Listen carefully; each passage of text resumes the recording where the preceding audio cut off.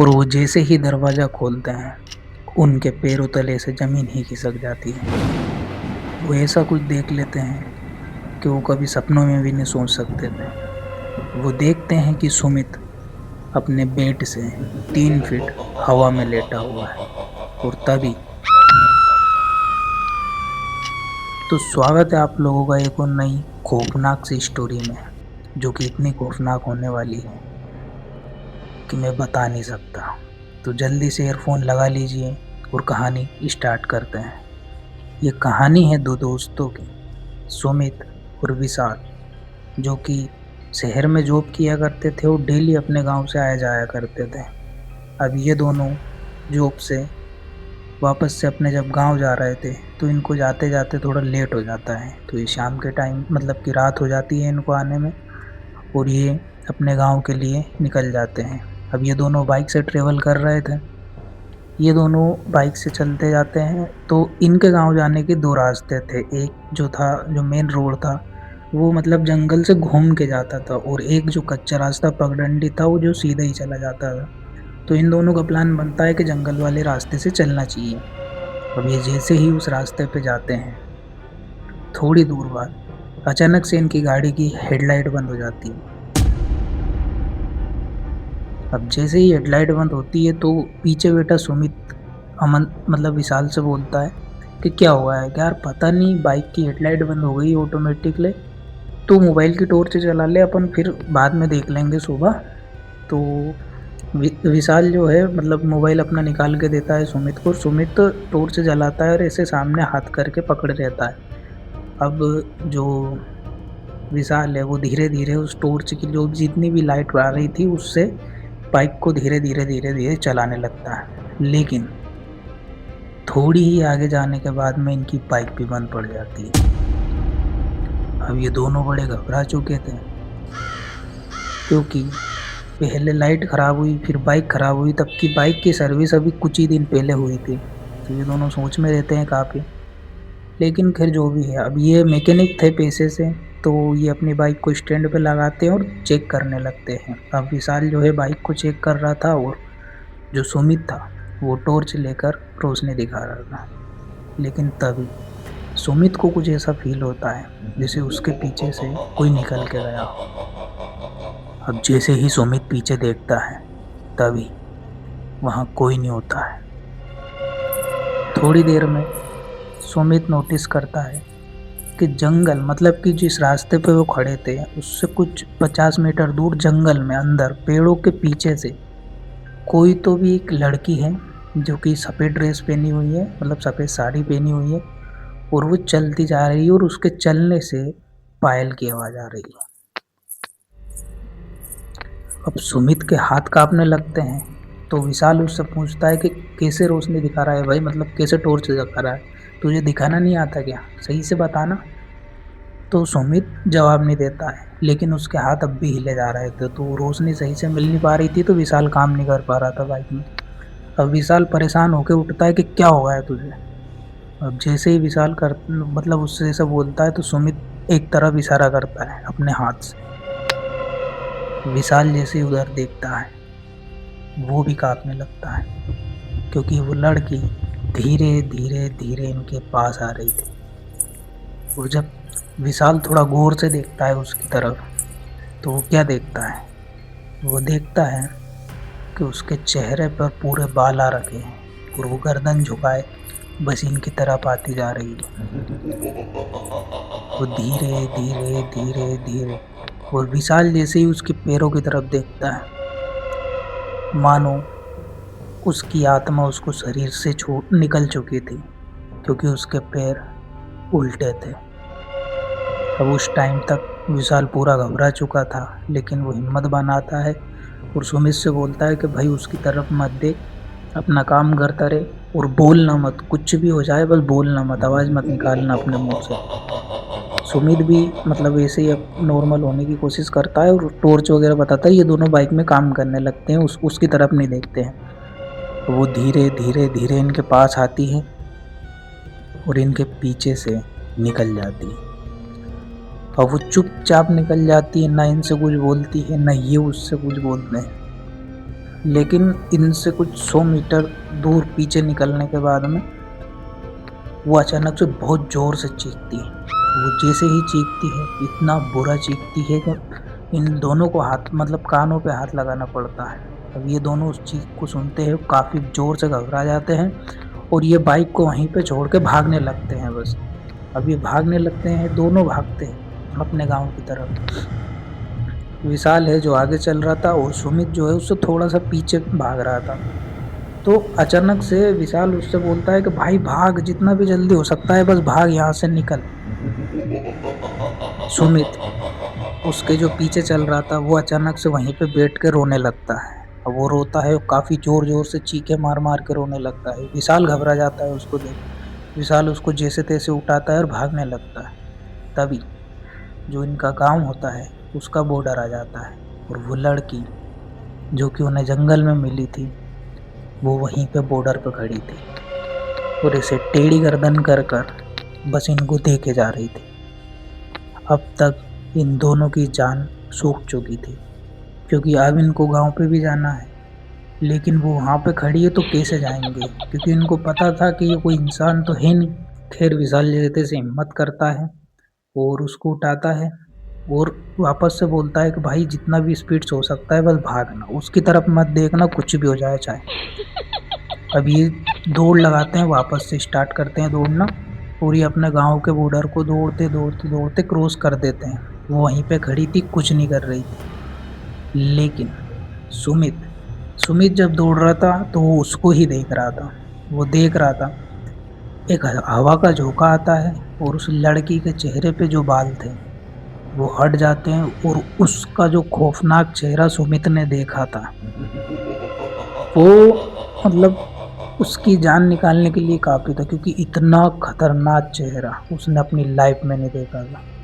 उसने देखा था कि उसका पूरा चेहरा गला हुआ है, मतलब जैसे स्किन रहती है कुछ पानी वगैरह में रहती है, सड़ जाती है तब गलती है ना तो टपकने लगती है, जैसे उसकी स्किन थी और वो टपक रही थी। उसकी आंखें पूरी सफ़ेद थी, कुछ भी नहीं, और एक्सप्रेशन नहीं थे उसके चेहरे पे, मतलब कि बिल्कुल भी कोई एक्सप्रेशन नहीं, बिल्कुल शांत चेहरा था उसका और वो बस देखे जा रही थी और दाँत दिखा के बस स्माइल किए जा रही थी सुमित की तरफ। अब सुमित उसको देखते क्रॉस कर जाता है और गाँव की मुंडेर से अंदर आ जाता है। वो जैसे ही गाँव की मुंडेर से अंदर आता है वो लड़की वहीं पे खड़ी रहती है। ये पीछे पड़ मुड़-मुड़ के देखते हैं उसको और जैसे-तैसे गिरते-गिराते अपने घर पे पहुँचते हैं। घर पे पहुँचने के बाद में विशाल सुमित को अपने घर पे मतलब उसके घर पे छोड़ता है और अपने घर पे जाके सो जाता है। अब सुमित अपने घर पे जैसे ही मतलब आता है, वो घरवालों से कुछ नहीं बोलता है, खाना वगैरह खा के जैसे-तैसे और सोने चला जाता है। अब वो जैसे ही सोने जाता है, वो मतलब कि सोने के लिए बेड पे अपने सोता है, तो उसको फ़ील होता है कि उसकी खिड़की पे कोई नॉक कर रहा है। वो जैसे ही खिड़की की तरफ देखता है तो वहाँ पे कोई नहीं होता है। स्क्रैच करने की आवाज़ आती है मतलब उसको, तो एक कोई ऐसा लगता है कि कोई स्क्रैच कर रहा है उसकी दीवार को। वो जैसे ही दीवार की तरफ देखता है, वहाँ पर वो ही लड़की खड़ी हुई थी और उसे बस घूरे जा रही थी एकटक। अब वो धीरे-धीरे चल के उसके बेड के पास आती और उसके पैर की तरफ खड़ी हो जाती और बस टेढ़ी गर्दन करके उसको देखे जा रही थी। अब यहाँ पे सुमित की हालत ख़राब थी, उसकी साँसें तेज़ हो जाती है, उसकी दिल की धड़कनें तेज़ हो जाती है, लेकिन वो कुछ बोल नहीं पा रहा था। वो चीख नहीं पा रहा था, वो अपने घरवालों को नहीं बुला पा रहा था। ऐसी सिचुएशन में अब वो क्या करे, क्या ना करे, उसको कुछ समझ नहीं आ रहा था। फिर वो लड़की कुछ देर तक तो वहीं पे खड़ी रहती है और उसका मतलब सुमित का पैर पकड़ती है और एक ही हाथ से उसे ऐसे उठा लेती है डायरेक्ट। अब सुमित कुछ भी नहीं कर पाता, बिल्कुल ब्लैंक था और वो ऐसे उठाने के बाद में उसको ज़ोर से फेंकती है, तभी उसकी नींद खुल जाती है। जी हाँ, वो सपना देख रहा था। खैर उसकी नींद खुलती है, वो पसीने में भीगा हुआ था बिल्कुल ही। अब वो सपना समझता है उसको और मतलब सोने की कोशिश करता है, नींद तो खैर उसको आती नहीं है रात भर। वो रात भर जागता रहता है, उसको करीब 4 या 5 बजे के समथिंग नींद आई होगी और वो लेट तक नहीं उठता है, जब मतलब जैसे 9-10 बज जाती है वो नहीं उठता है, तो घरवाले भी टेंशन में आते हैं क्योंकि उसका जॉब पे जाने का टाइम हो गया था। तो उसको उठाने के लिए आते हैं, घर वाले उठाते हैं तो वो मतलब बोल देता है कि ऐसे मेरा तबीयत ठीक नहीं है अभी, मुझे कुछ अच्छा नहीं लग रहा है, ऐसा बोल देता है। और विशाल जैसे ही उसके घर पे आता है, क्योंकि जॉब पे जाना था ना इन दोनों को, टाइम हो गया था। विशाल जैसे ही उसके घर पे आता है तो उसके घर वाले बोलते हैं कि सुमित की तबीयत ठीक नहीं है। अब विशाल लेट हो चुका था तो वो सुमित से मिलता नहीं है, सीधा जॉब पे निकल जाता है। अब वो जॉब पे जाता है, रिटर्न उस रास्ते से नहीं आता, जंगल वाले दूसरे रास्ते से आता है, वापस से आता है। वो जैसे ही आता है तो सुमित के घर के सामने भीड़ लगी हुई थी। वो मतलब बड़ा टेंशन में आ जाता है कि भीड़ क्यों लगी हुई है। वो जैसे ही बाइक वगैरह खड़ी करता है वहीं पे, क्योंकि उसने बाइक वगैरह सही करवा ली थी, अभी जाते टाइम में 2-3 लड़कों को लेके गया था वो उस जंगल में, और फिर वहाँ से बाइक निकाल ली थी उसने। और वो बाइक से मतलब वहीं पे खड़ी करता है सुमित के यहाँ पे, और वो अंदर जाके देखता है। और वो अंदर जाकर जब सुमित के घर वालों से पूछता है कि क्या हुआ, इतनी भीड़ क्यों लगी हुई है, तो सुमित की जो मम्मी थी वो उससे बोलती पता नहीं अजीब अजीब सी हरकतें कर रहा है, ये चिल्ला रहा है बहुत जोर जोर से, ऐसा लग रहा है जैसे कोई इसे मार रहा है, लेकिन कोई नहीं, ये खुद ही चिल्ला रहा है बस बेड पे बैठे बैठे। अब विशाल हिम्मत करता है और विशाल के साथ साथ उसके घर वाले भी उसके कमरे का गेट खोलते हैं। और जैसे ही वो गेट खोलते हैं उनके पैरों तले से जमीन खिसक जाती है, क्योंकि सुमित अपने बेड से 3 फीट करीब करीब बस हवा में से फ्लोट किए जा रहा है और इनकी तरफ टेढ़ी गर्दन करके स्माइल किए जा रहा है, काफी क्रीपी स्माइल किए जा रहा है। खैर जैसे ही विशाल चिल्लाता है सुमित, जोर से चिल्लाता है, पता नहीं उसको क्या होता है, बस वो चिल्लाता है जोर से सुमित का नाम, तो वो बेड पे आके गिरता है 3 फीट ऊपर से, और ऐसे उठ के नॉर्मल कि हाँ भाई, जैसे कुछ ना हुआ हो, बस नॉर्मल। अब वो ऐसे बोलता है और सुमित को कुछ समझ नहीं आ रहा था, वो डॉक्टर को लेके आता है पास में, मतलब बुला के लेके आता है। तब तक ये घर वालों को, गांव वालों को पता चल चुका था कि डॉक्टर की बस की बात नहीं। डॉक्टर आता है, हल्का सा फीवर बताता है उसको, करके जाता है। तभी जो पड़ोस में एक घर था, मतलब कि जो सुमित के पड़ोस में एक घर था, उसमें से एक दादी आती है अंदर इनके घर पे, और वो बोलती है कि इसके ऊपर साया है, और आप लोग जाकर किसी बाबा या मौलवी को बता दो तो इसका कुछ इलाज हो सकता है, क्योंकि ऐसे तो ये बचने वाला नहीं है। अब मतलब ऐसे जब गांव वालों में बात चलती है तो कोई गांव वाला बताता है कि यहाँ से 3 गांव छोड़ के एक मौलवी रहते हैं, उनसे मालूम करना चाहिए। अब ये सुमित को उठाते हैं और वहीं पे लेके जाते हैं उस मौलवी के पास। और जैसे ही मौलवी के अंदर मतलब सुमित जब उसके अंदर कदम रखता है मौलवी के दरबार में, तो वो वापस से पोजेस हो जाता है और वो बोलता है ये ये बचा लेगा तुमको, ये बचा लेगा इस लड़के को मुझसे, इसको तो मैं छोड़ूंगी नहीं, इसे बोलता है। फिर जैसे तैसे मौलवी जब वो वहाँ पे जाता है तो 2-3 जो उनके चेले चपाटे होते हैं वो आते हैं और सुमित को पकड़ते हैं और अंदर बिठा देते हैं दरबार में। अब तक रात के करीब 11 बज चुके थे, और जो मौलवी होते हैं अब वो वापस से मतलब कहीं काम कर रहे थे, वहाँ से आते हैं, सुमित के सिर पे हाथ रखते हैं और कुछ मंत्र वगैरह या जो भी कुछ भी करते हैं वो मन ही मन में करते हैं अपना, और आंखें खोल के बोलते हैं कि चुड़ैल लगी है उसके ऊपर, ये उस जंगल से जा रहा था तब से इसके पीछे लग गई है वो, क्योंकि इसने बहुत ज़्यादा परफ्यूम लगा रखी थी, इस चक्कर में वो इससे चिपट चुकी है और काफ़ी पावरफुल है, इसे आसानी से नहीं जाएगी यहाँ से। अब उसके मतलब सुमित के घर वाले जो है काफ़ी रोने वगैरह लगते हैं कि प्लीज़ मौलवी जी जो भी है इससे उनको दूर कीजिए, कुछ भी कीजिए आप, चाहे मतलब जितना भी कुछ भी खर्चा हो हम सब देने को तैयार है, लेकिन प्लीज़ इसको ठीक कर दीजिए। अब मौलवी बोलता है कि खर्चे वगैरह की तो बात नहीं है, मैं पैसे वगैरह नहीं लेता, पर मैं ट्राई कर सकता हूँ, मेरे बस से बाहर है। अब जो है वो अपनी गद्दी वगैरह लगाते हैं और कुछ जल मतलब मंत्र के साथ उसके ऊपर, सुमित के ऊपर फेंकते हैं। अब जैसे ही सुमित के ऊपर वो जल पड़ता है वो कांपने लगता है। थोड़ी देर बाद और कुछ क्रिया वो जो करते हैं मौलवी जी, उसके बाद पूछते कि क्यों आई है इसके साथ, तो वो आके बोलती पसंद आ गया मुझे, मैं तो लेके जाऊंगी इसको, जो करना है वो कर लो। तुम में से किसी की बस की बात नहीं है मुझे इससे दूर करना, मैं तो लेके जाऊंगी, जो करना है कर लो। अब वो ऐसे बोलती है, मौलवी जी अच्छा नहीं छोड़ेगी इसे, फिर से मतलब वो पानी हाथ में लेते हैं और फिर से उसके मुंह पे मारते हैं। अब वो थोड़ी देर तक और जो भी प्रक्रिया वगैरह करने की थी वो करते हैं। तब जो सुमित के अंदर जो चुड़ैल आई थी वो डिमांड रखती है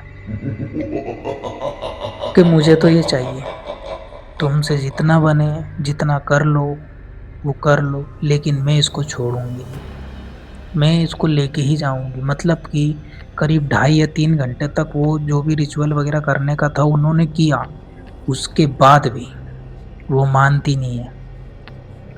तब जो मौलवी जी थे वो बोलते हैं कि अब इसका एक ही उपाय है, इसके पुराने कपड़े लेके आओ और एक गुड़िया लेके आओ मार्केट से कहीं से। अब मौलवी जी जो जो सामान मंगवाते हैं, सुमित के घर वाले लेके आते हैं, विशाल भी लेके आता है उन सामानों को। तो उनमें से जो गुड़िया मंगवाई थी उसको सुमित के पुराने कपड़े पहनाए जाते हैं। उसके बाद में सुमित का एक बाल निकाला जाता है जो कि उस गुड़िया में लगाया जाता है। उसके बाद में सुमित का हाथ थोड़ा सा खून लिया जाता है जो कि उसके ऊपर गुड़िया के ऊपर मला जाता है। उसके बाद में कुछ रिचुअल वगैरह और वो करते हैं और उनकी पहचान के एक मतलब कि हिंदू रिलीजन के जो बाबा वगैरह होते हैं ना उनको बुलाया जाता है, जो भी उनकी पहचान के होंगे मौलवी जी के। अब वो दोनों आते हैं वहाँ पे और वो जो कि बाबा थे वो मंत्र पढ़ते हैं और मौलवी जी जो भी अपना वो करने का होता है वो करते हैं। अब ये दोनों करते हैं, काफ़ी मशक्क़त के बाद में उसको थोड़ा कंट्रोल किया जाता है।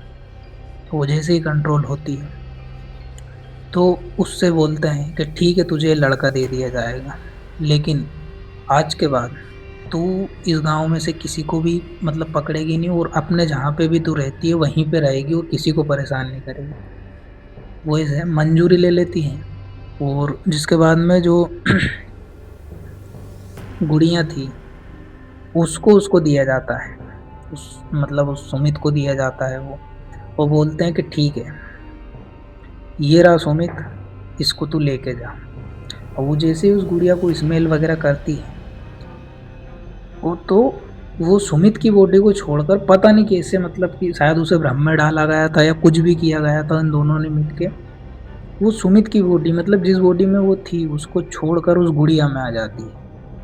वो जैसे ही गुड़िया में आती है ये दोनों मतलब जो भी मौलवी और वो बाबा थे वो दोनों उस गुड़िया को उठाते हैं और मौलवी को ताबीज वगैरह बांधते हैं और जो बाबा थे वो कुछ मौली मतलब कि जैसे कि वो आटी रहती है ना हिंदी में बोलते हैं, वो बांधते हैं। और उसमें बांधने के बाद में मौलवी जी जो है तो थोड़ा उसमें जल वगैरह आवे जमजम का जल वगैरह छिड़कते हैं और मिनट से अपने बाबा जी जो हैं वो थोड़ा सा गंगा जल छिड़कते हैं उस पर और उसको उसी जंगल में जाकर एक गड्ढा खोदते हैं और उसके अंदर उसको दफन करके बंद कर देते हैं।